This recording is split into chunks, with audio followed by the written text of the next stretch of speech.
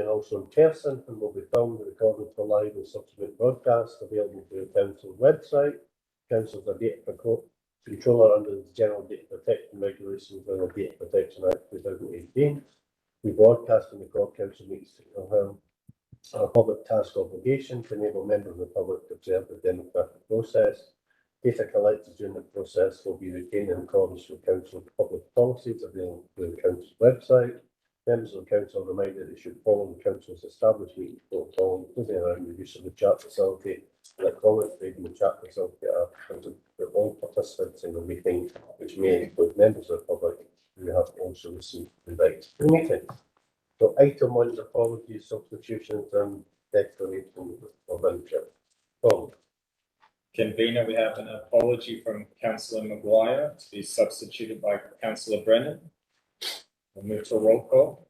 The following councillors please indicate if they're present at the meeting. Councillor Armstrong. Present in the chamber. Councillor Brennan. Present in the chamber. Councillor Curley. Present in chamber. Councillor Law. Present remotely. Councillor McCloskey. Present chamber. Councillor McCabe. Present chamber. Councillor McCormick. Present remotely. Councillor McVeigh. Present remotely. Councillor Moran. Present in the chamber. Councillor Robertson. Present in the chamber. And Councillor Wilson. Present remotely. Are there any declarations of interest? Ms. Huller, I think, is declaring Yes, interest. thank you. I apologize to officers for not providing this beforehand. I'd like to declare an interest in respect to agenda item number 12, governance of external organisations, because as per the paper, there's a number of organisations that I am a member of based on my role as councillor, my appointee as councillor. Looking at the organisations list, I'm Riverside Incline, Innisfree Marine Park Limited, Pimlico New Community Centre, and I would like just to declare a connection with respect to these, but I don't think it would stop me participating in the debate or any decision made at that point at the meeting. Thank you. Okay, Councillor Robertson. Similar to paper 12, connection with Financial Fitness and the Beacon, and the Beacon's the only one that's carried over into the key external organisations list. Okay, Councillor McCluskey. Similar declaration of a connection in relation to the Beacon in item 12. Thanks. Councillor Law. I'd like to declare an interest in agenda item 14 as a member of the Community Development Trusts Board. Okay, any other? I could declare interest, but I'll know when the Connection. Connection. Probably too much to write this. I don't need to do it. You don't. No, I mean, but you know, maybe we'll just record that as A general as for transparency purposes, then we'll just record it. because I'm sure I'm on that list and I'll be on that list as well. Right, okay, any other declarations? No? Okay, I think I welcome you all, but also Councillor Brennan, your substitute thing. Well, it's nice to see you. So you've got an additional item. Are we happy to take that additional item? It will be the last item of public business. Yep. Okay, thanks for that. Right, that takes us on to item 2, 2024 Policy Resources Committee General Fund Revenue Budget Update. Angela's going to do that. Thank you, Convener. Through you, Convener, this is the usual revenue budget update report for the committee and the general fund position as at the 30th of September, which is period 6. The main points I would highlight is the latest committee position is an underspend of 198,000, whereas the general fund position is projecting an overspend of 500,000. The report, as usual, provides an update on the earmarked reserves, the common good and the general fund free reserves position. The 2 points I would like to highlight is the committee has been asked to approve veerments at Appendix 5 of the report, and also to approve the creation of a smoothing reserve as noted at section 4.1 of the report. I'm happy to take any questions and answer them if I can. Okay, thanks Angela. Any Thank you. questions, comments? No, not seeing any in the chat either. Okay, we're happy to agree with recommendations.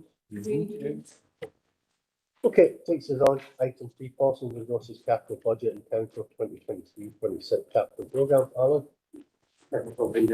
This is the usual report, which shows the old programme is showing £131,000 advancements at this stage of the year, but the overall programme is reporting £1.5 million slippage. There's a proposal elsewhere in the agenda to reduce 2 of the recurring allocations by a total of £74,000 a year from 2024-25. Other than that, perhaps answer any questions. Okay, thanks Alan. Any questions or comments? No. Okay, we agree with recommendations. Right. Okay, that takes us on to item 4, which is the finance update. Again, Alan. Thank you, Convener. This report covers the usual wide range of matters, which are summarised in 1.2, including a request to temporarily amend the DHP policy to ensure that resources are maximised during 2023-24. The report also includes the annual update on progress in respect of the Delivering Differently programme and the annual insurance fund position, which is summarised in Appendix 3. Again, I'm happy to answer any questions. Yes, thanks Alan. Any questions, comments? Thanks, Convener. I have a question in relation to paragraph 3.9. It's about the historic child abuse claims. Now, I understand that this is not something we have control over, and that our share will be alongside the other former Strathclyde councils. But the report indicates that our costs could exceed £1 million. And my question is, do we know when we will have that final figure? Is there any indication of when we will know what the bill is? Thank you. Alan? So you come in, if I can maybe start, and I'll maybe pass over to Ian Strachan as well, who's involved in this situation. It's the general nature of these sorts of claims that they can take many years, so I couldn't put a time scale on it. The 1 million was based on a high level indication from Glasgow City Council of their extrapolation of costs. And a lot will depend on the timing of claims in terms of when the period that the claim relates to and what level of insurance and excesses. Was there a high level of self-insurance, in which case council liable? Was there a high level of cover from insurance companies, and which insurance companies are liable as well? And ultimately how the costs are going to be shared out, which is a matter which continues to be debated between the 12 councils, because obviously it's an extremely confusing landscape from the mid-1960s to 2023. Thank you. Thanks, Convener. The only thing I would add is that, given the ongoing nature of the Scottish Child Abuse Inquiry, I think we probably anticipate there will be claims, further claims coming through that we haven't yet got sight of. So we're not at this moment able to say very well. Thank you. Thanks. Okay, and just to clarify, Alan, these are over and above the commitment by local government to meet the costs of the scheme that's been set up. Yes, local authorities have agreed to contribute 100 million to the redress scheme, as it's called. The council share of that is approximately 1.5%. That's our share of the population. And so we'll put £1.5 million in. That's already factored in. It's meant to be spread over a 10-year period. These are for individuals who don't want to go through or chosen not to go through the redress scheme. And so this is why there's less certainty around these. Okay. Thank you. Chris? Thank you, Steve. Questions with respect to item 3.3 or council tax collection. I note that the council tax collected 0.9% lower as of 30 September 2023. Well, looking at that, well, we've got in the budget 95% in year collection, so obviously that has an impact if that was to continue. What I would like to know is, with respect to ultimate collection rates with respect to council tax, and how and whether officers can provide information about that level as well, do we have a situation where we get to 99% or 99.5% after a few years? I'm just picking that up to the top of that, but if also give us an idea about where our ultimate collection rate is, that'd be very useful. Thank you, convener. Every year when we set the budget, I state the collection assumption is. It used to be many years ago 93.5%, then it went up to 94, then it went up to 96, and we ended up going up to around about 97% just before COVID and during COVID. Last year we reduced it because of the cost of living pressures to 96.7%. So myself and the team had anticipated there would be an impact. What I'm flagging up here is if we continue to run round about 0.9% in year down, I will probably need to review the ultimate collection rate for 24-25 and make it lower than 96.7%, which means there's a wee hit on the budget gap. Bearing in mind that each 0.1% equates to about £35,000 of council tax income. Yeah. Okay, Thank you. any other questions, comments? No, okay, can I agree recommendation? So that takes us on to item 5, which is the corporate policy and performance update September to November 2023, and I'm going to invite Mona to take for that report. And before I do, can I congratulate you, Mona, on behalf of the committee for your recent appointment to your new substantive post. Thank you very much, convener. Good afternoon. This is a regular report to committee which updates on key policy and performance matters. It covers the Census 2022 information in relation to Inverclyde. Members will note this is limited to population estimates and households only, with further information available next year. It covers national developments and base value, life expectancy, success at national awards, as well as the results from the latest Citizens Panel survey, which was subject to election member briefing earlier today. Happy to take any questions. Thank you. Thanks, Mona. Any questions? Councillor Robertson, wonderful. Thanks very much, convener. Usually we go into briefings, we get our questions answered, but I actually came out of the briefing with more of a question than which was entirely Mona's fault, but in a good way. She kind of framed the information that she presented us with in terms of the Citizens Panel in a particular way that got me thinking, where we're talking about the cost of council tax collection and the fact that we're quite low in terms of the rankings for that because we're quite high in terms of the cost, but that in the context of our family group, there's quite a similarity in terms of how much it's costing us to do this. So I'm wondering why it's costing more deprived areas that are profiled like us more to collect their council tax.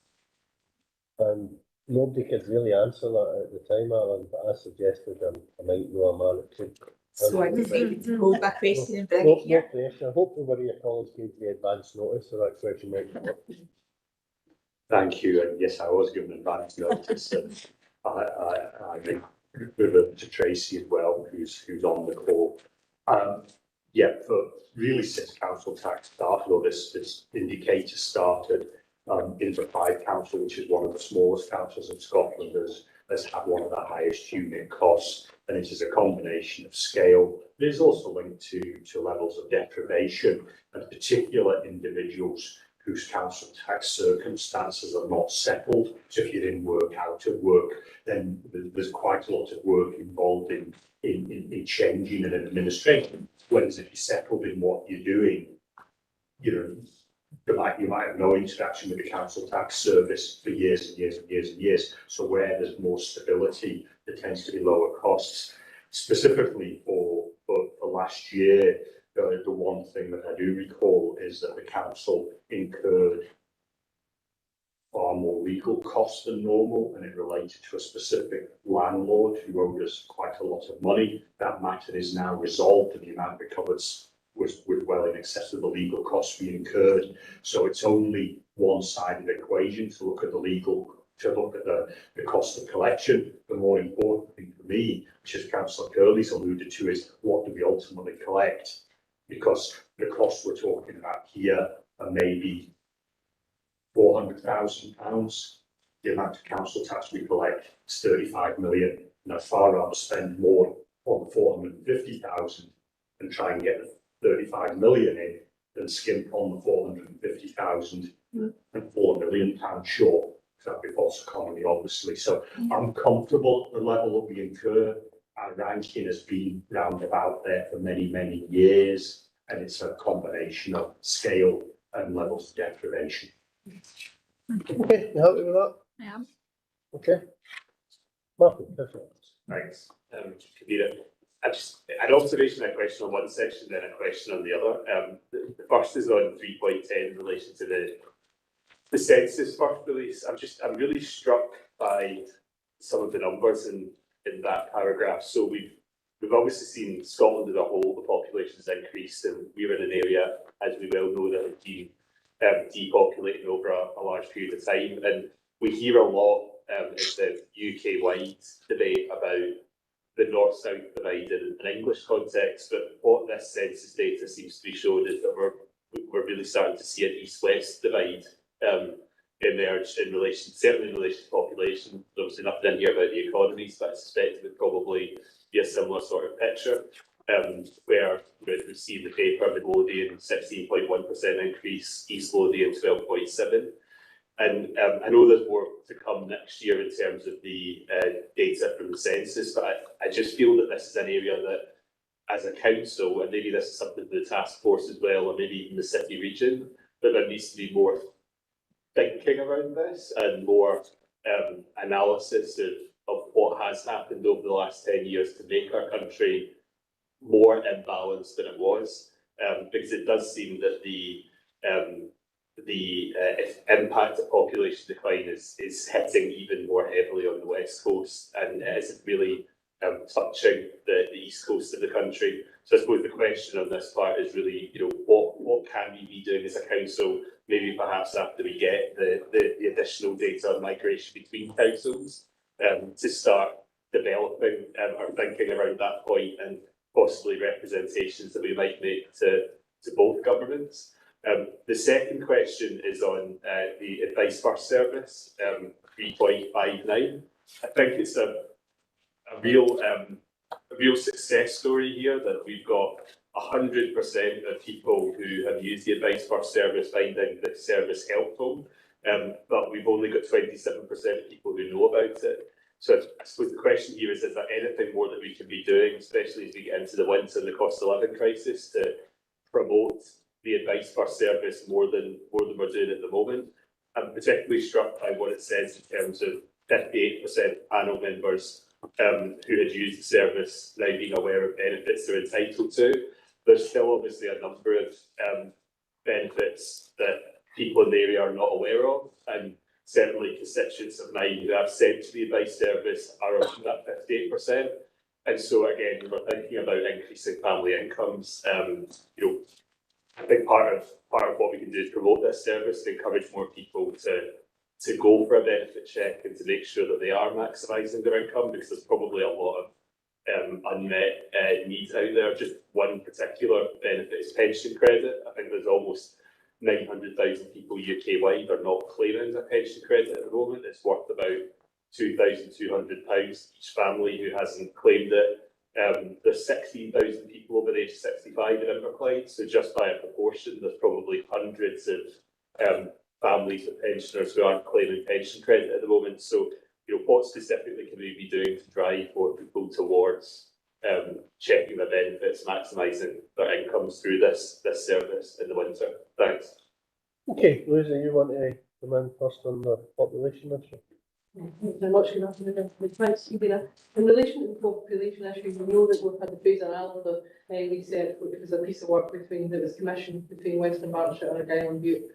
We've also got an action plan in relation to depopulation, which we're developing, and we're part of the development of that with Scottish Government. City region, Glasgow is bucking the trend, but the rest of the West Coast, I think you're right, Councillor Cluskey, and you're right, East and West. And I think there is evidence there isn't. And the City Region and Intelligence Hub have pulled stuff together in relation to the West Coast. And if it's acceptable, what I'll do is ask the city region if they could maybe pull some information in relation to the East Coast. So we've got some comparisons, not just in relation to population, but in relation to economy. And just in respect of financial fitness, advice services, you know, we've got financial fitness. We usually do or traditionally have always done a social media and kind of leaflet draw, a whole range of things in the winter time. Around about this time of year, it's usually in kind of October time. If it hasn't happened already, I'll check with Kate through financial fitness and through welfare rights that is happening. And if it isn't, we'll make sure it happens imminently. Yeah, and just to add in the population, a number of West Coast councils have got together in the past and had meetings with the Scottish Government, through cabinet secretaries on the occasion, with the meeting with Fiona Hislop when she was the relevant cabinet secretary, and then with Angus Robertson, to make the case that there needs to be action on depopulation on the West Coast. We were to try and arrange a further meeting, I think earlier this year, and that's not really transpired. So Louise can pick that up with colleagues in our Duke who have been sort of leading on that to try and arrange another meeting. But it's absolutely it's a huge issue. But the reality is, in some senses, it's what you hear here is obviously the impact of falling population and how that impacts us. I hear from colleagues in the east about the impact of growing population and how that impacts on them as well, and the challenges that presents. But there's no doubt there is the east-west divide. There's no doubt about it. And if we are going to arrest the population decline in the west, there needs to be concerted action on that, and that does require government intervention. No doubt about that. Okay, yes. Thank you. I was going to pick up on depopulation, a couple of different aspects. I suppose when I read this report, it makes me think that really that what we're doing here, and with respect to ensuring that we actually provide employment, etc., in this area is so important to actually addressing the depopulation. It all comes down to jobs, and so we've got a lot of things that we're trying to do in this area to encourage jobs. And when I look at these figures, it just brings to start with it, but we really need to make sure that these things come to fruition, and we actually do see the jobs, well-paid jobs, coming back to Inverclyde, and that will help to what they call it, if not arrest, or reverse the population, at least arrest it in the short term. So it all comes down to jobs and opportunities within the area. So that's where I looked at that and said, yeah, we really need to do something. It's still going on. We really need to do something. That's where I came from it with respect to the other thing. Just on a question with respect to the bulk uplift service as part of the citizens panel. I'm conscious of the fact that it says here that the 74% of the respondents have heard of the bulk uplift service, but I was wondering whether or not the questions actually, and apologies for maybe not answers in the briefing, I forgot about this one, whether or not the questions have actually, I went in a bit more detail about whether or not people were either used the bulk uplift service or maybe put off from using the bulk uplift service because of the charge. And also we know we've got an issue with fly tipping in Inverclyde, and so I was just wondering whether or not the questions had reached that level of detail with respect to the bulk uplift service. Mona, can you shed any light on that? Thank you. I don't have that to hand, but certainly I can look to see what detail we can drill down to and supply that to members. I mean, on the bulk uplift service, my view would be much of our fly tipping is actually commercial fly tipping, and they're just avoiding the cost of taking it to the tip rather than actually basically it's households are dumping it. On the population, fundamentally jobs are very important, but what we've seen over recent years is actually our net migration has stabilised, and our biggest issue is obviously our declining population through natural change, and Scotland overall has got a declining population in terms of its natural population, but there is a growing population overall, and the trend is projected to grow, and that's because of inward migration. And the issue is most of the inward migration is to the east and not to the west. So fundamentally, yeah, we need to create jobs to attract people, to retain people here, but we also need to attract great jobs and have jobs and opportunities here. And to do that, we need the support of national government. That's the fundamental reality. We're not going to do that on our own, and that's obviously part of the case that we're trying to make to the Scottish government through the task force and the ASIC task force. Yeah, I just also back on that point. Yeah, that's the I was driving to, that we need to get more people in, more people working into the area, and I think yes, we all have all governments have a part to play in this, but I think we need to ensure that we are doing as best as we can, and to actually make sure that we're making Inverclyde as good a place as we can to get in. And I'm very content and pleased to see that we are hopefully making progress in some of these things. But I think just looking at these figures at its very start, that we really need to keep on at it, and we need to do, because we've got a lot of things in work in the background, etc. But we have still to see them come to fruition. We've still to see the boots on the ground, the people in the jobs coming into the area, and that's really where, from an Inverclyde Council perspective, from my role as an elected member, that's where I want to see our focus. No, the issue is wider than Inverclyde Council. It's the West Coast, so Argyll will be suffering, North Ayrshire suffering. Populations, it's a West Coast. Yeah, I accept that, but I do think with the actual natural location we have in Inverclyde, we should be suffering as much. So we really need to look to see what we can do. Okay, Kirsty, Councillor Law.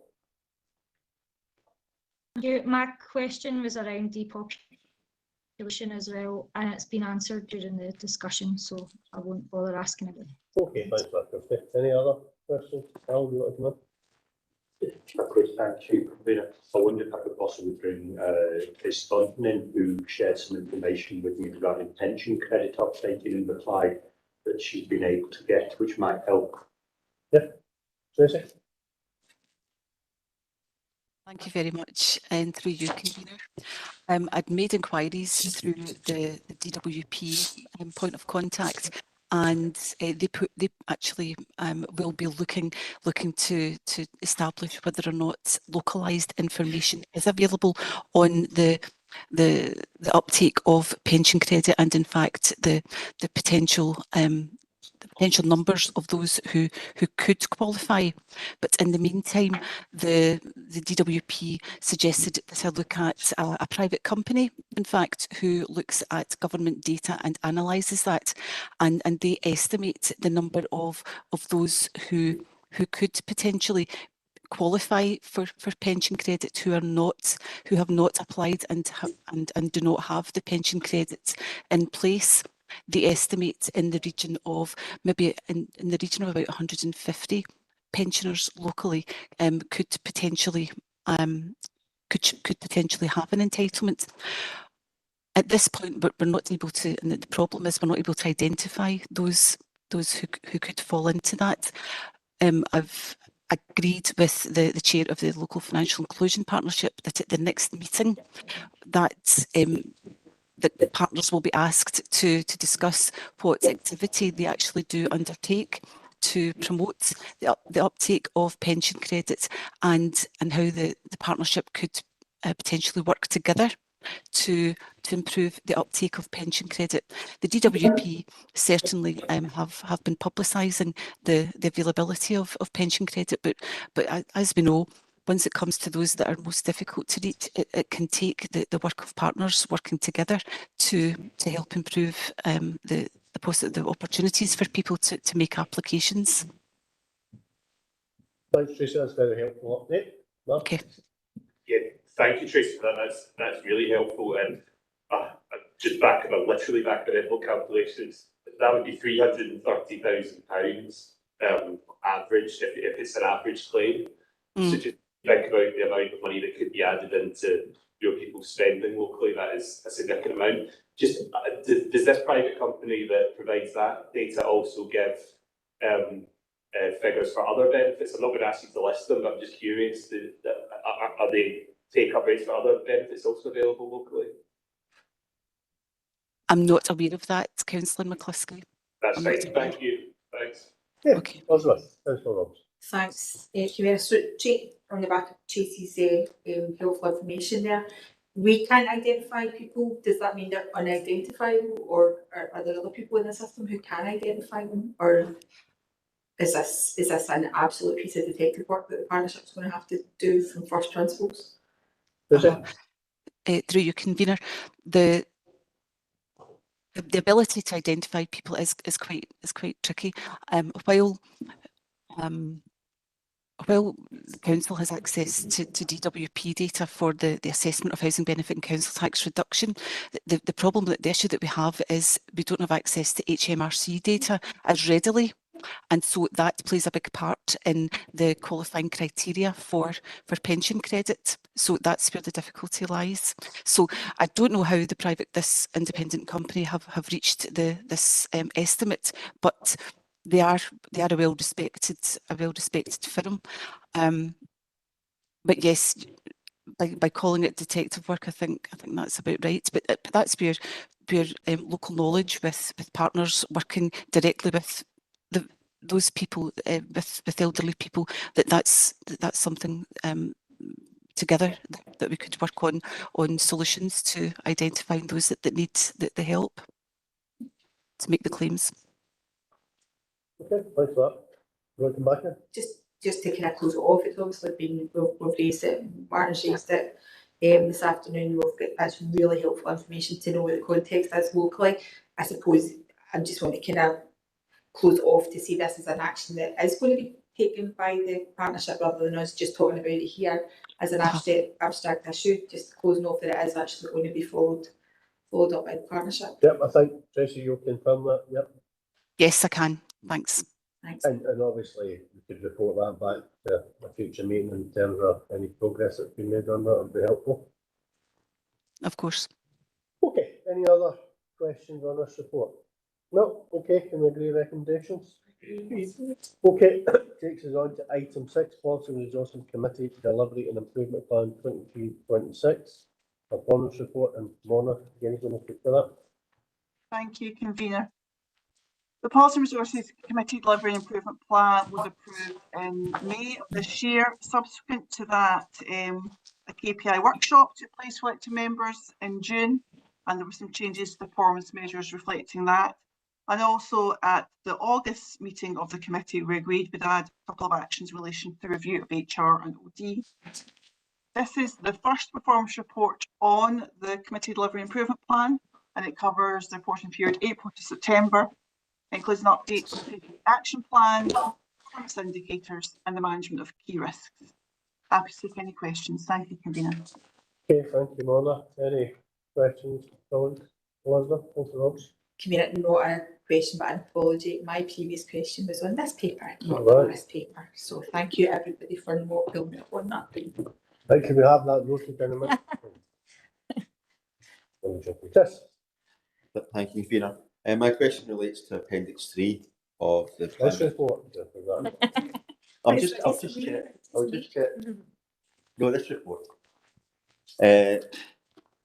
On the risks, obviously, the sort of maybe a higher level comment would be the sort of number of the risks. I'm just wondering if officers can advise what the actual sort of the goal is for getting them in as a sort of risk, and that they're obviously they're content that these capture the risks. But I just would like a wee bit of commentary on that.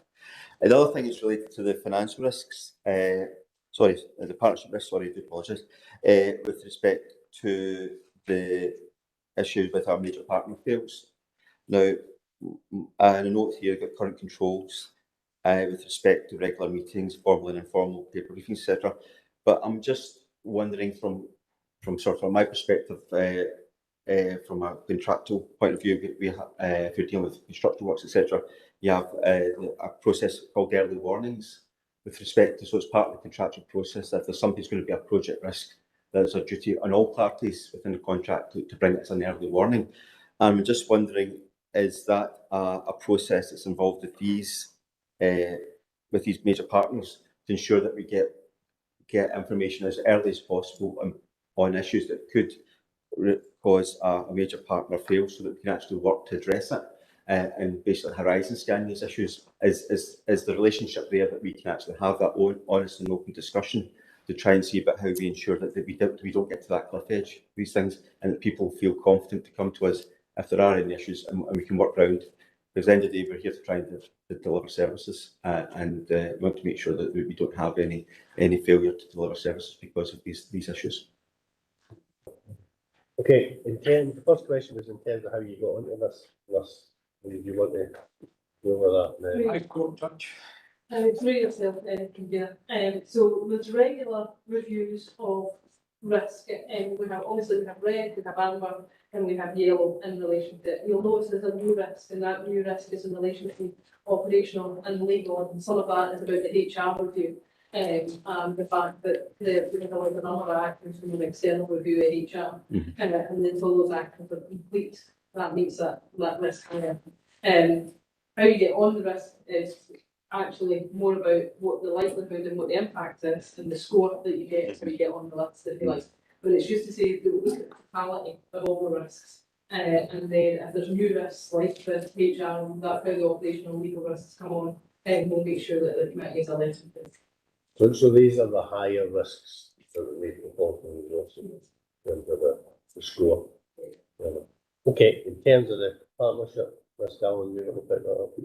Thank you, and yes, I think that's just absolutely timely that Councillor Curley raises this, because this currently links to item 12 on the agenda to do the review of external organisations, which deals with what I would refer to as many of our main partners locally.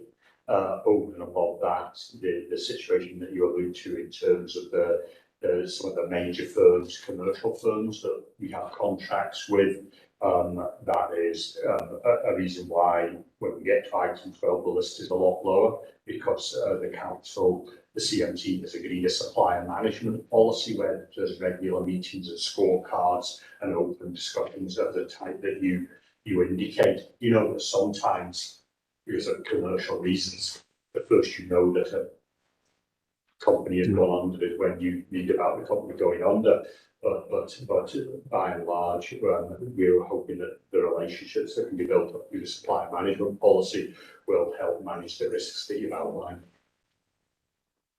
Okay, help with that, Chris? Yeah, yes, and just a wee supplementary, that's possible. I think your point there about the commercial issues maybe having an impact on people's people being able to disclose. I'm just wondering, is there a mechanism where there is we can have a confidential avenue so these things can be highlighted to us as an organisation? I expect in the fact that there is commercial competence information that might be given over. It's just because obviously we want to make sure that we avoid this. And I'm just thinking hypothetically that a major partner goes, and one of the reasons is that they don't want to affect their other possible contracts, etc. You don't want a domino effect if they come, and so, but at the same time, is it rather than just one having an issue, maybe 3 or 4 people have an issue. So I'm just trying to see if there is a way that, from a commercial aspect, we can give people the confidence that we can have these open discussions without what they call it necessarily having an impact on the wider business. Oh. Thank you. It's probably more one for procurement. Just based on my experience, I know that companies have come to us and highlighted that they have had issues, whether it's been a government in courts gone against them, which is appealing or whatever.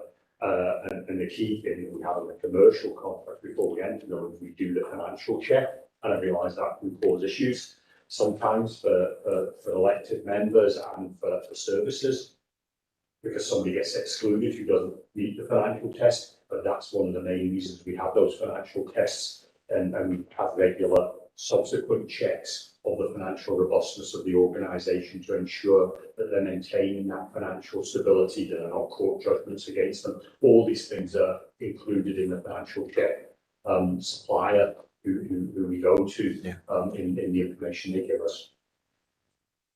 Okay. Yeah. Thank you. So I was just going to add as well that, there are financial tests that can be run for the lifetime of contract, but inevitably that information is always out of date because it relies on accounts. We would tell contract managers to look for red flags, such as seeming to change payment terms, missed deadlines, personnel moving on, these sorts of things. But otherwise, as Alan was saying, it requires good contract management. But I think what we would say is that if there were major contracts where we had concerns with suppliers, then I think officers would feel incumbent on them to make members aware in a suitable manner Okay. Okay, right, any other questions? No, okay, can I give you a recommendation? Agreed. Okay, takes us on to item 7, Treasury Management Mid-Year Report 2023-24, Alan. Thank you, Sabina. There's been more treasury management activity in 2023 than there has been for many years. I've flagged this up in the report, and this has largely been driven by the higher interest rates and the reaction to those higher interest rates. Some of the market loans that the council took out, many of which were taken out at the time of stock transfer in 2006, 2007. So as a result, the council has repaid approximately £30 million worth of market loans in 2023, and I've undertaken 20 million of short-term DWLP borrowing to largely replace that, with a view that to tie into longer-term borrowing at a time when the interest rates have reduced, which will probably be, I'm hoping, in the next 18 months, 2 years, when interest rates are down to a low enough rate that I can tie in and hopefully as a result of that deliver a large saving for the council. Officers believe that, that the action of repaying the market loans will deliver savings to the council in the medium and longer term. Happy to answer any questions. Okay, thanks, Alan. Any questions, Alan? Mark? That's really helpful. Just in terms of the interest rate forecast, going from 5.259 to 2.75 to 25.26. Obviously, looking out to 25.26 is difficult. But I suppose the two questions I would have are, what confidence do our Treasury advisors and forecasters have in that forecast drop to 2.75? And if we don't see interest rates drop that far from 25 to 26, what would the impact be on what you just described there in terms of looking for refinancing in 18 months? Thank you. As we know, there's no absolute certainty in interest rate forecasts and treasury management. And this is where the sort of risk assessment comes in. However, saying that, we have to make decisions and have done for decades in terms of borrowing, because you borrow for the longer term. So if I borrow for 40 years now, I'm taking a view on what interest rates potentially look like, and we take the external advice, and there'll hopefully be some big figures and key figures coming out tomorrow from the OBR in the Chancellor's statement.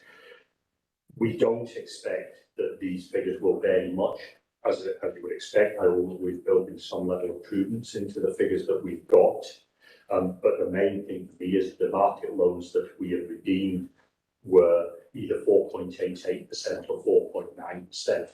Am I confident that we will refinance that in the longer term at less than 4.9 and 4.88%? Absolutely. When you look at this, the question is, will it be below 3%, which would ultimately say is about £500,000 a year, or will it be high 3%, or will it even be under 3%, depending on what there is here? But that will be a decision for us to take further down the line. Thank you. Okay, any other questions? No, do we recommend it? Thank you. Right, that takes us on to item 8, which is the Invercargill Clyde Council Plan 23-28, 6-monthly progress report. And again, Mona. Thank you, convener. At its meeting in April, the Inverclyde Council approved the 5-year council plan and also approved the governance arrangements for the plan going forward, and that includes a progress report to this committee every 6 months. This is the first version of this report, covering the period April to September. The full report is available in Appendix 1 and covers information on council strategic plans, delivery of key projects initiatives, as well as partnership initiatives. From a timing point of view, it's noted that this does coincide with the publication of the last annual progress report on the previous corporate plan. There is some overlap due to that. Thank you. Okay, thanks, Mona. Okay, Phil, any questions or comments? Elizabeth? Thanks. Question on big page 97, if that's okay. The the fourth box, so the one that says 203 days was the average number of days people spent in hospital and claimed when ready to be discharged. Can someone just clarify for me what that statement is actually saying? Because we had a debate amongst us when we looked at it as a group as to what that actually meant. Would be my first question. Paula? Sorry, I'm just reading that again myself in terms of the background to that. I think it's probably safer that I take that away and get a drill down for that and bring information back to the committee. I would guess, but it would be a safe guess, so I'll get some more detail if that's okay. Thank you. Thanks. So the kind of the query we had was, is it people are in ready to go and are waiting an extra 203 days, which seems really not good, or is it we just didn't know what you were saying? Okay, Louise? Through yourself, Convener. My understanding of that figure is that that is going to stay in a hospital, not from the point at some point waiting to discharge. So only 203 days as an average, that would be very strange. And that would make us one of the worst performing in this country. So by the time they are ready for discharge, on average, they say. Yes. And that will, that's not that's not just older people. I think that will also include, Mona can check this out and come back, but I'm pretty sure that will include mental health and a whole range of other people who are, and that's why they'll need to stay a bit longer. But that's some historical knowledge. It may have changed, so I'll let Mona go and check that out and come back. That's okay. That's helpful. And the other kind of comment is on page 97, but also probably on the other pages that are like page 97 that have the boxes on them. There's a few things that are just kind of figures themselves, like for example 51% of employed school roll participated in active schools delivery in 22-23. That kind of information is not terribly helpful when it's just on its own. It doesn't say whether that's better than before or better than other areas, or there's nothing really to compare it with. So a start figuring those boxes is a limited use to us in telling us things, would be a comment. Okay, that's obviously the first report on the plan, so obviously then look at these type of information and make any adjustment for future reports. Donna, do you want to come in on that general point? Yes, take that point on board in terms of the wider information that's available. Happy to pull further information through to provide that comparative analysis.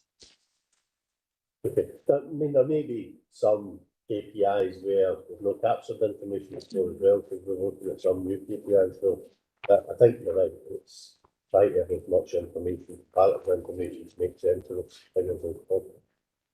Yeah, welcome back, yes. Just to say, this is not to take away from this being a really good way of reporting.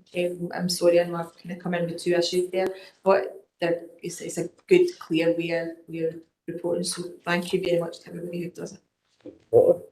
Chris? And I suppose I'm going to be guilty of labouring the point here. But it comes to 203 days. I'm presuming that's not all people in the hospital. It's maybe a subset of people in the hospital as well. So it's just to try and get that information. If you're in for a hip replacement, you know, if you're in there 203 days after, it'll be pretty bad, but you'd expect to be in there and out within a week. So just to see exactly where these, which subset is actually, this is actually reporting would be very useful. Okay, it obviously says an average, but Mona can look into that detail as to which fund groups are selected, but obviously there's a lot of operations that will take place in the thing where it takes place at Glasgow hospitals as well. Okay, any other questions on the report? No? Happy to agree recommendation. Okay, and item 9 is already trailed by Mona and replied council annual performance report 22-23. Mona. Thank you, convener. So in contrast to the last report, this is looking back for annual performance over 22-23 in terms of the corporate plan.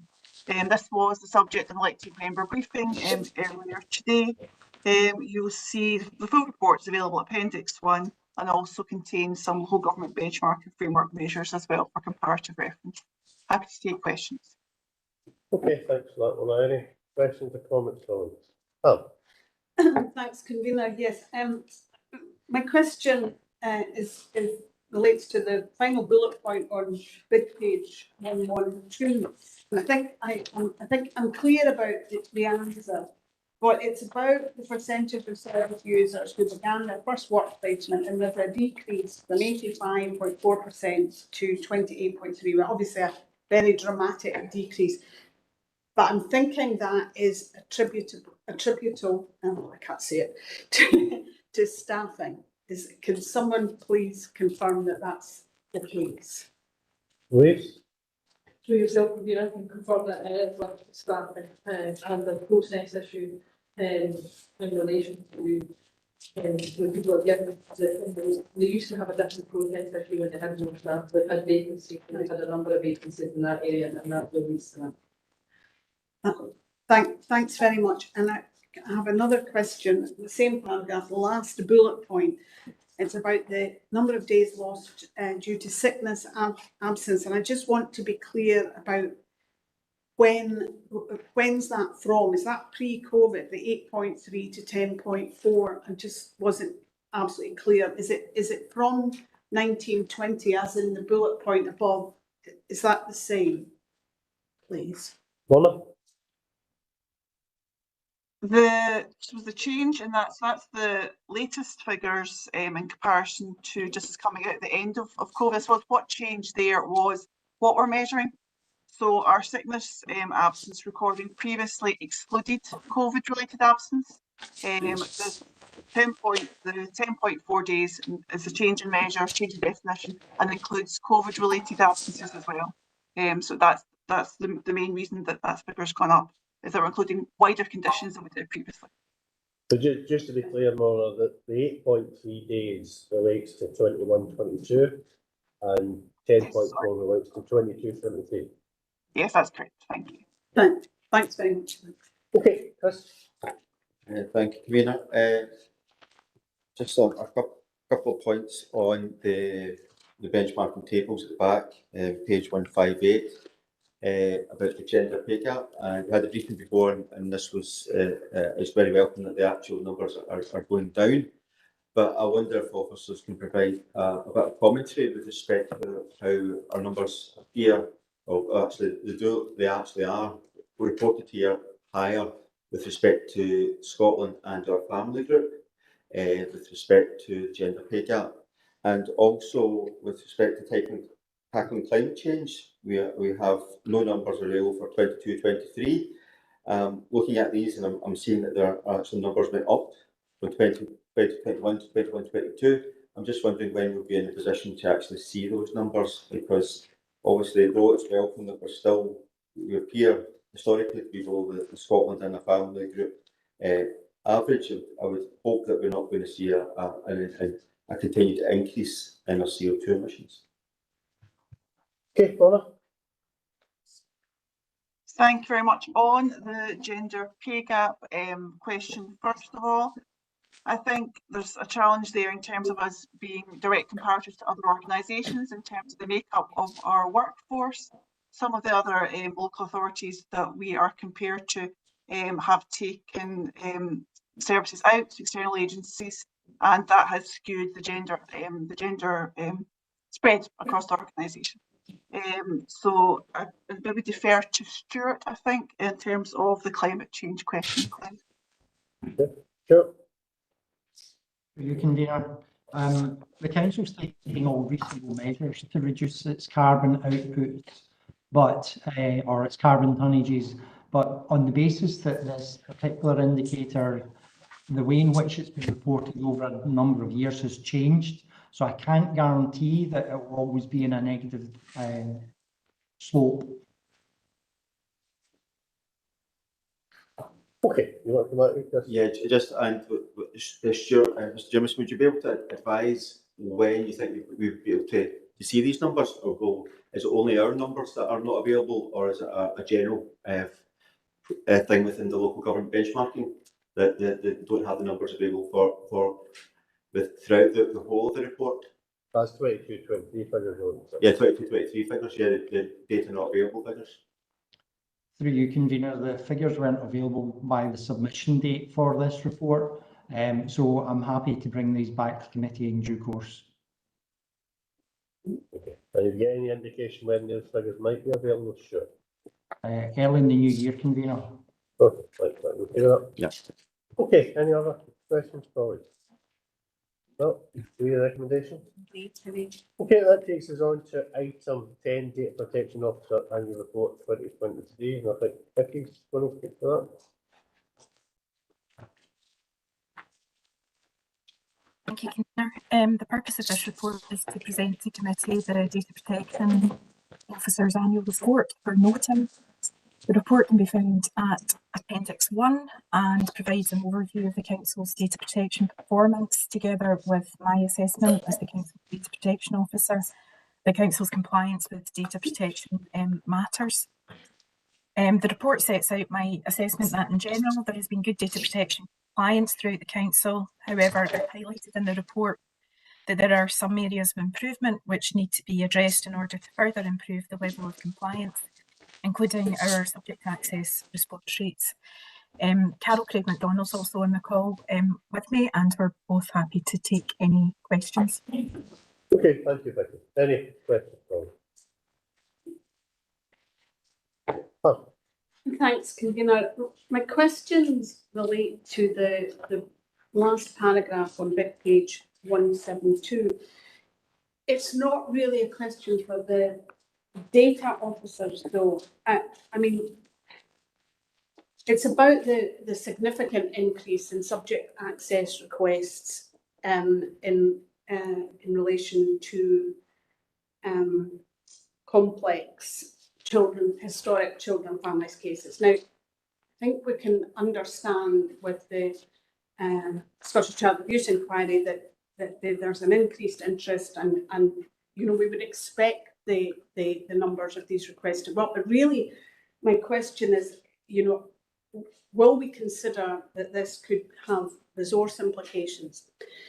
I mean, I know that, you know, reading a case file, for example, with some harrowing information about the circumstances that a child, a baby, an infant was found in is one thing, but reading that about yourself is an entirely different thing. And it's a highly skilled and very time-consuming task. It can't be done, there's your file, crack on. It's not, you know, it's not like that.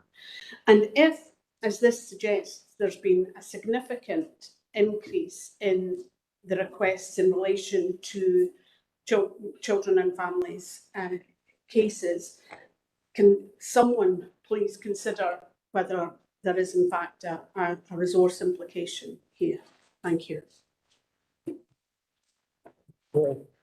Yes, I mean, your money today. I'll take that to Kate as Chief Officer of the HSCP because it relates directly to the HSCP, and I'll ask her to review it. Thank you. Okay. Thank you. Any other questions, colleagues? No? Okay. Any recommendation?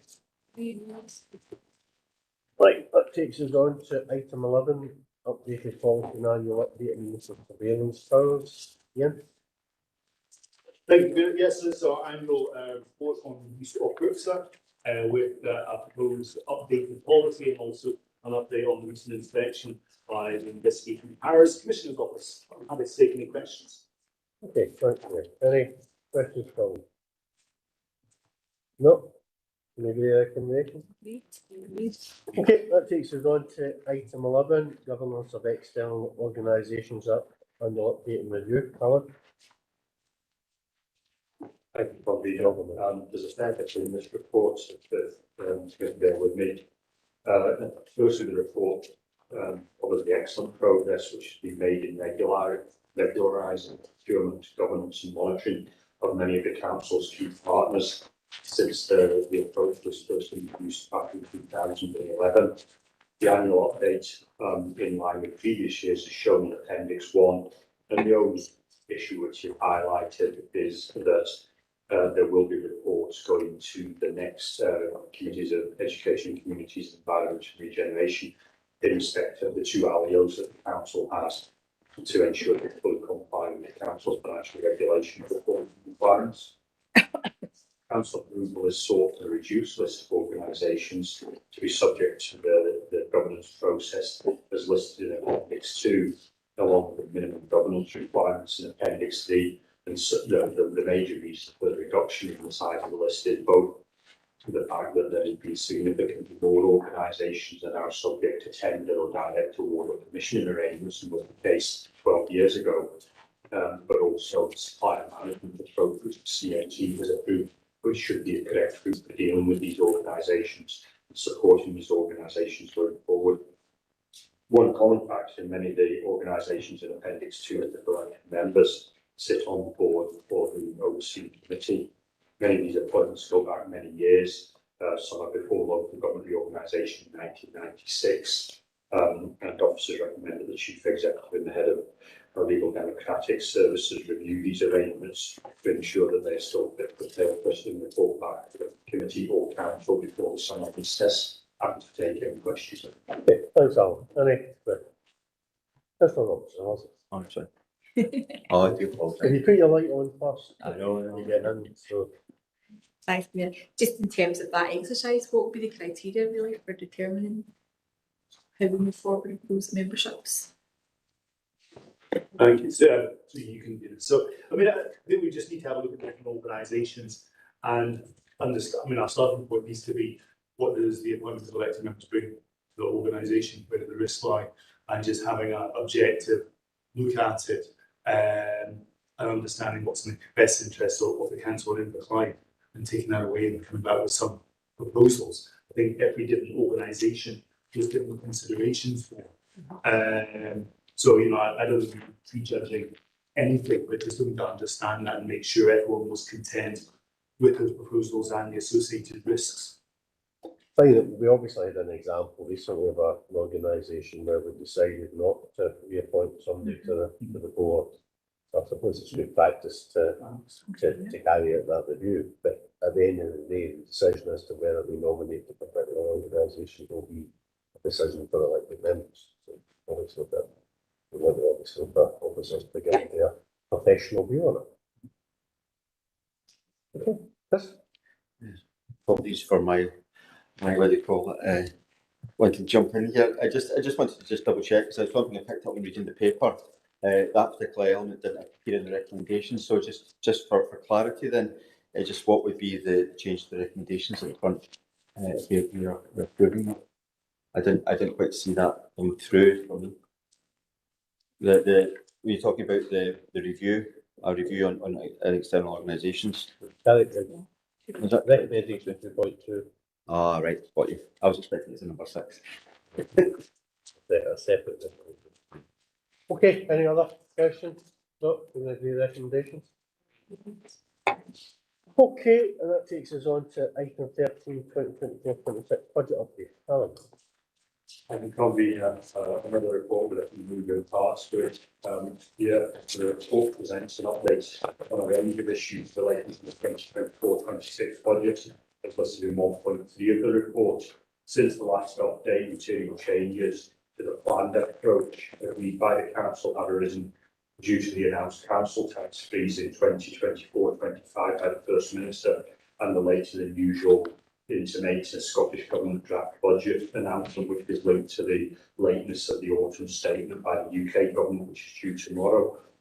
Further adjustments and savings are listed in Appendix 4, and the updated estimated funding gap is shown in Appendix 5, and the proposed 24-26 budget pressures are listed in Appendix 2 with a supporting sheet for each of the pressures, and a capital savings program are listed in Appendix 3. Finally, I would point out, despite what it says in 3.16, hard copies of the same are not being distributed to all members. You probably know that, and you will get those hopefully by Monday. We can finally collate it, and we need to speak to all the relevant employees first. Okay, any questions from member Donald? No.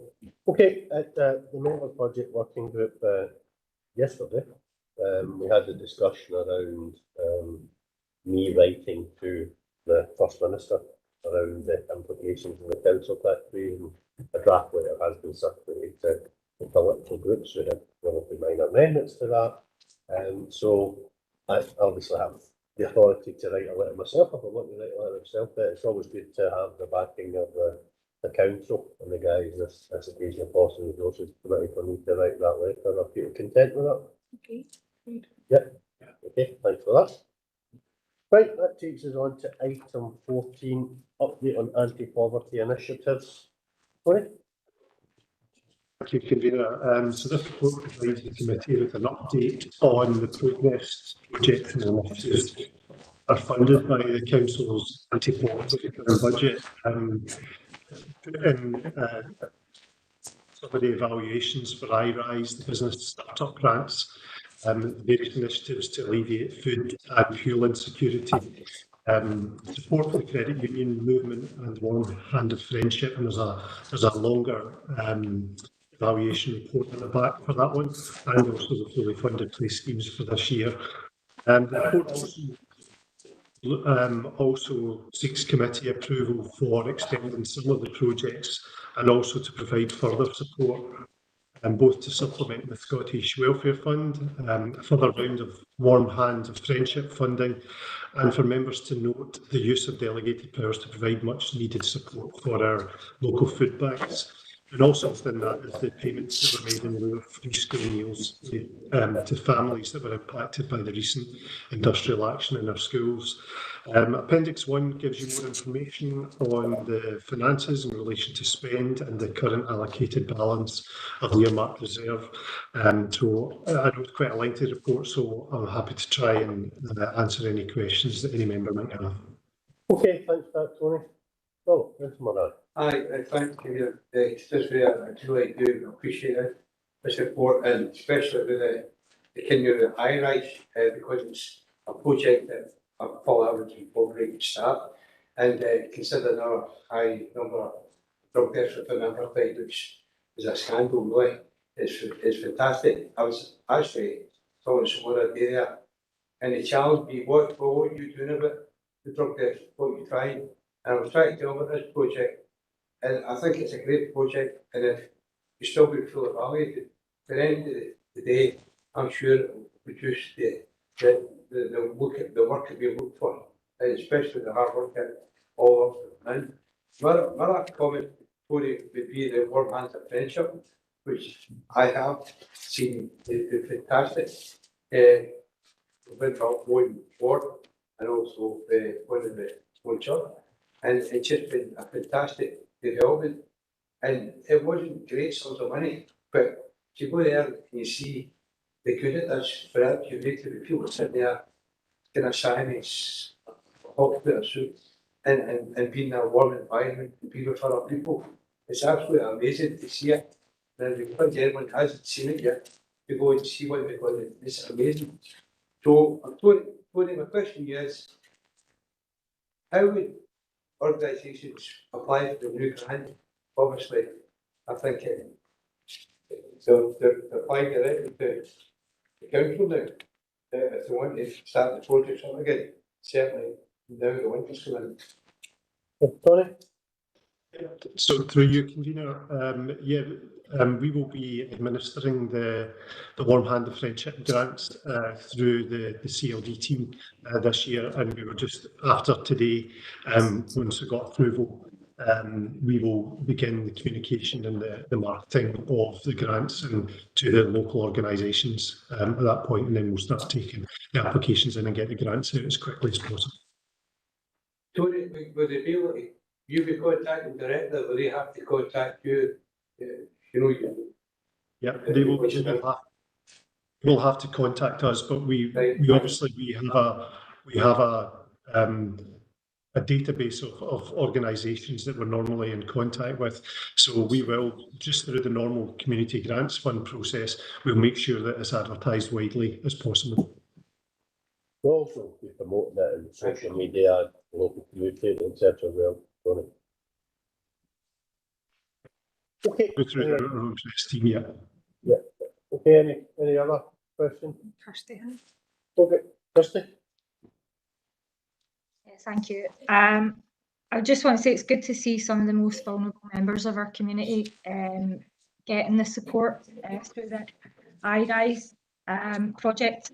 I just wondered, it's saying that we've not yet achieved the original outcomes. Is how far away is the project from sort of reaching that point? Through you, convener. The original project was obviously to move people onto employment, but given the nature of people who are quite far away from actual employment, it's the work has obviously taken on a more intensive nature. And although we hadn't achieved the outcomes of moving them onto employment, there have been certainly a lot of positives in relation to dealing with their housing issues, for example, and increasing their income. So the project will still continue to move people towards that employment goal, but we've recognised that it is taking a lot longer and a lot more intensive supporting to do that. So although I don't have a timescale, we continue to work with the men involved to make sure that we make them ready for sustainable employment. Thank you. And just on that point, is there employers that are quite positive about giving these people work once they're at that point in time, or has there been discussions around what kind of jobs it would do? I'm not able to answer that at this point, I'm sorry, but I can, maybe Stuart's come in. Okay, Stuart. Through you, convener, yes, we've had engagement with employers, and obviously the council is an employer, so what we're looking at is how we place those numbers. The extension is looking at placing 5 individuals into employment, and we're confident that we can achieve that. And well done again. Okay, thanks, Kirsty. Chris? Thank you. I just noting at the end the proposal sections, it talks about the delegate authority to approve £30,000 of anti-poverty funding for the following organisations, and it goes to list a number of organisations. I welcome that the council has been able to provide that funding, especially as we're coming up to winter. I'm just wondering whether or not the officers can confirm that all these payments have been made at this point in time. Sorry?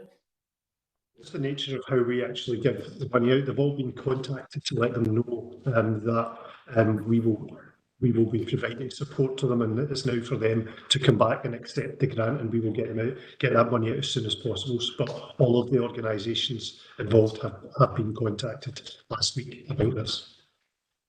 I mean, I think it is important to highlight that we obviously are providing support to these organisations.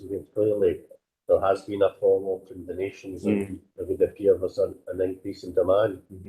I think it's important we also work with these organisations to see how they can become more sustainable and look to work together as well potentially. So I've certainly encouraged our officers to reach out to them, because it's not just this year that we've seen some of them highlighting issues around running out of funding around it. So I think we need to look at a sustainable model for this type of support, and that may well require an ongoing level of support from the council. Obviously, the food banks in particular were established with a particular ethos, which was about the community. They weren't necessarily looking for the council to give them money to buy food. It was about using donations from the community, but we are in challenging times. So I think it is about how we can help them to be sustainable, and I think we need a dialogue, and I think getting them together and having discussions,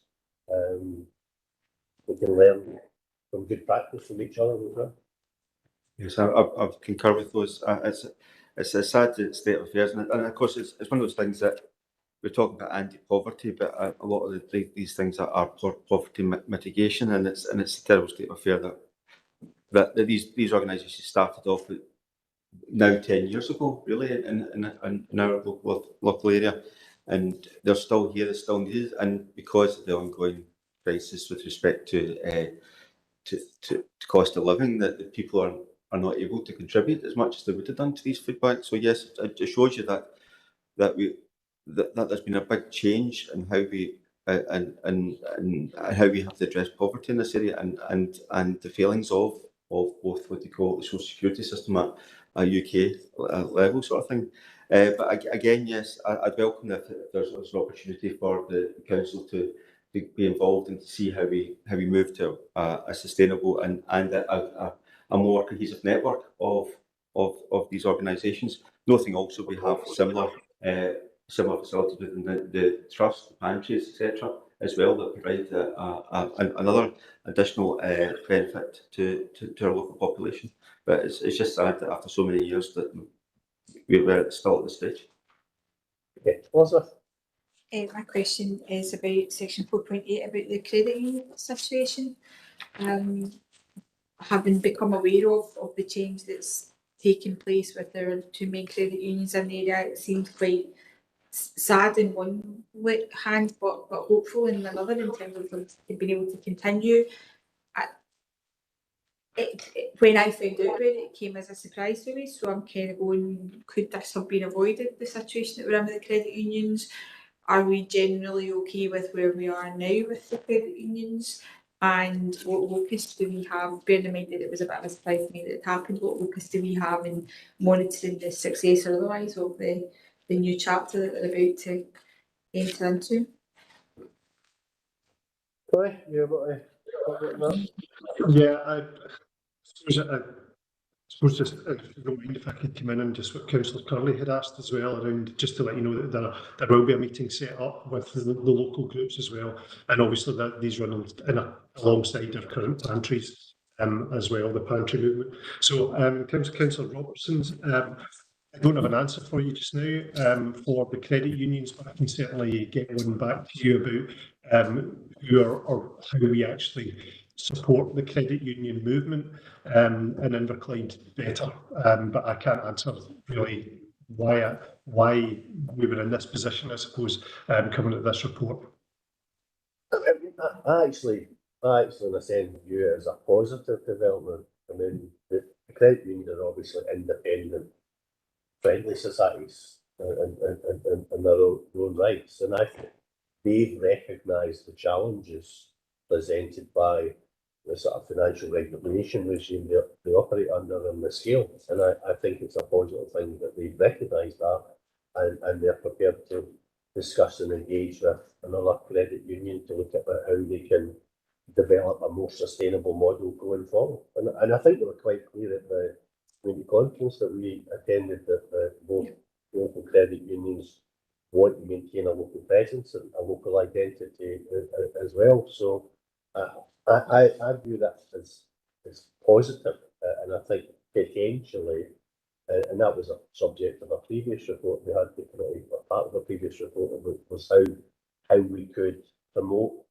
and extend credit union membership, despite the fact that apparently we're at a pretty high level, and certainly the presentation that was made at that conference gives me sort of hope that actually joining this new credit union potentially will be in a stronger position to promote active credit union membership, and certainly the commitment from our officers who are involved in financial inclusion partnership is that they will work to again promote the local credit unions and including to the council workforce. So I think it's a positive development.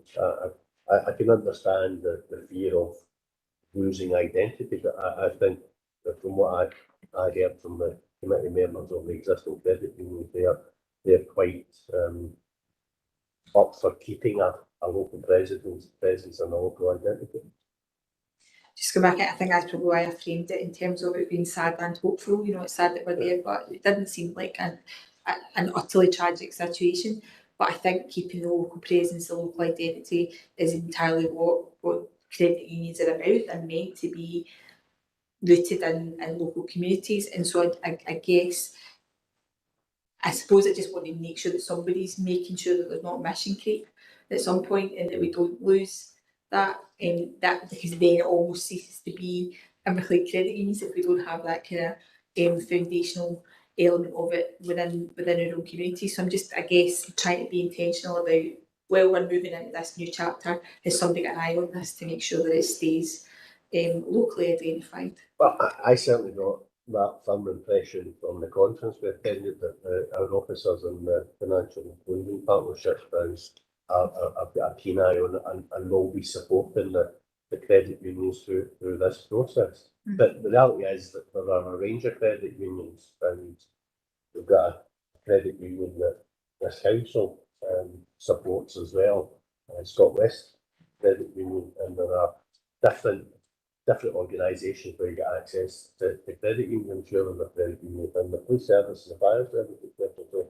there's a whole range of credit unions, but certainly one of the commitments that was given was that once this change was through, then the council, the HSCP, will work with the credit unions to promote membership more widely. Okay, any other questions or comments?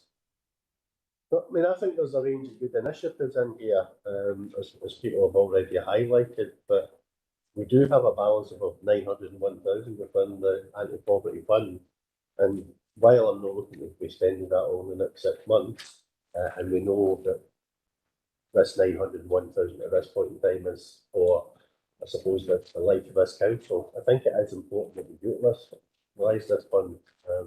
And that's why I welcome the fact that officers, as I said in paragraph 5.4, will be looking at other anti-poverty initiatives and looking at good practice from elsewhere, because I think it is important that we both support the existing initiatives we've got, but look at other opportunities to support people who are experiencing poverty, not just to mitigate poverty, but find ways of bringing up the amount of poverty as well. 100%. Yeah. Okay, can we agree recommendations? Agreed. Okay, that takes us on to item 15, updating digital modernisation programme delivery to ICT and digital strategy. Ian? Thank you, convener. Yeah, so this is our supervisor. The update we provided, we have a cycle on the work of the digital modernisation programme, and looking to give you an update for approval in connection with some spend the amount reserved. Happy to take any questions. Okay, thanks, Ian. Any questions or comments, colleagues? No? Okay, agree recommendation? Agreed. Right, item 16 in your papers has been withdrawn. So item 70 is a tender for provision of children's advocacy service rates. I think it's going to speak to that. Thank you very much. Through yourself, convener, this is the tender for the provision of a children's advocacy service. The main ask here is to ask for the change of the tender ratings to go to 80% quality and 20% cost of service. This is mainly due to a service request on seeing the importance of service more over cost. I have Jonathan with me as well today. In terms of the service, I'm happy to take any questions you might have. Thank you, Craig. Any questions, colleagues? Thanks, convener. No questions, just to say how welcome the report is, and particularly I welcome the 80-20 split. I think it's entirely appropriate and very welcome, and thanks for the report. Much welcome. Yeah, I think that is important. These type of services, the quality is very, very important. So we've got to get that balance right. Okay, no other questions or observations? Will be the recommendation. Okay, that takes us on to item 18, business continuity policy, and I think Stuart's going to speak to that. Convener, through you. Civil contingencies legislation places statutory obligations on category 1 responders like the council in the event of a disruptive event or emergency. Maintaining business continuity plans are key to this, and the paper before you for consideration today is a review of the council and the HSCP's business continuity policy. The revised policy is set out in Appendix 1 with the formal inclusion of the IGB as a Category 1 responder. The main issues are the main changes are identified in paragraph 3.3 as well as in the appendix. And I'm delighted that Mark Harris of the Civil Contingency Service is here to answer any or all of your difficult questions.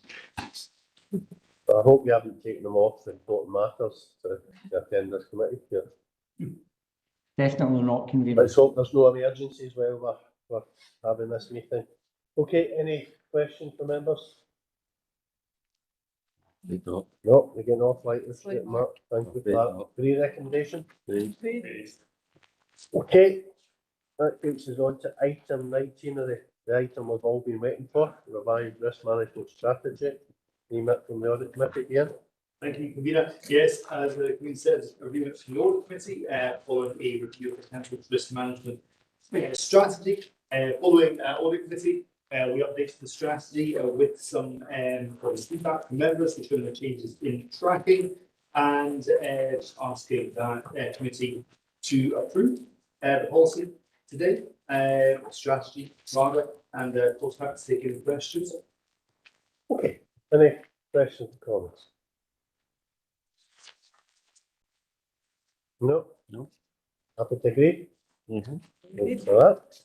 Okay, we're now on to the section routine decisions and items for noting. So we've got one item 20, it's the use of power delegated to the voting, and then there's for the executive, one member for executive oversight committee of the property of council's innovation member.